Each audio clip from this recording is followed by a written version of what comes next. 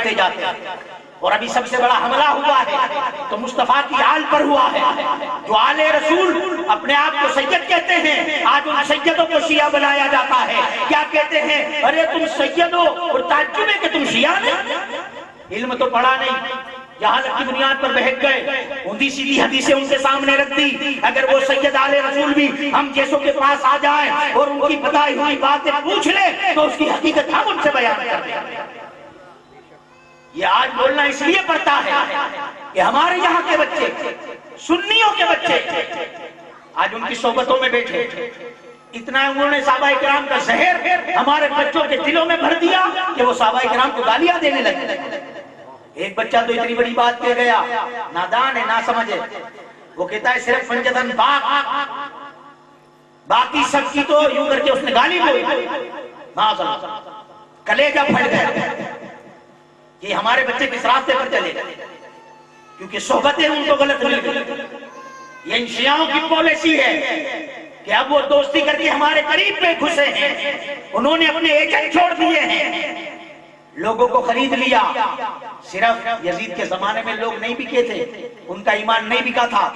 आज भी कुछ लोग ऐसे हैं जो यजीदियों के हाथों पर बिकते हैं और अपने ईमान को बेचते हैं, उनके एजेंट बन करके सुन्नियों के ईमान को खराब करते हैं, साहबा इकराम की बुराइयां करते हैं, साहबा इकराम को बुरा भला बोलते हैं, हजरत अली और सिद्दीक अकबर को मुकाबले पर लाते हैं। क्या कहते हैं? ये घर वाले हैं, वो दर वाले हैं। अहले इल्म के पास चले जाओ तो ये बात नहीं मिलेगी, घर वाले और दर वाले। अगर घर वालों में तुम जिसका जिक्र करते हो तो घर वाले तो बहुत सारे मैं गिना सकता हूँ, तुम किसी का जिक्र करते करते नजर नहीं आते। कभी इन शियाओं के मुंह से इमाम हसन का जिक्र सुना आपने? स्टेज पर बैठने वालों से पूछता हूँ, सुना? इनको ज्यादा नॉलेज होगा, समीर भाई, इमाम हसन का जिक्र कभी सुना? क्यों नहीं सुना? क्यों नहीं सुना?